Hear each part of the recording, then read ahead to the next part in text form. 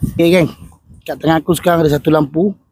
Kalau korang jenis suka camping tapi tak mau bawa lampu yang besar-besar, bulky, lampu ni cukup untuk menerangi kawasan asyik korang Saiz dia 4000 mAh. Dan dengan 4000 mAh ni cukup untuk 2 hari 1 malam punya trip lah. Okay, bestnya lampu ni, dia color ada satu color saja, iaitu color army green. Saiz dia kecil, saiz credit card saja lebih kurang. Dan dia boleh dia ada klip dekat belakang dan dia boleh gantung juga. Okay, dan keistimewaan lampu ni, dia ada magnet, so boleh lekat dekat kereta ke apa ke, kau boleh lekat, ada magnet. Dia punya lampu putih, kuning dan putih kuning. Dia ada satu function merah. Kalau korang tekan lama sikit, itu dia lampu merah.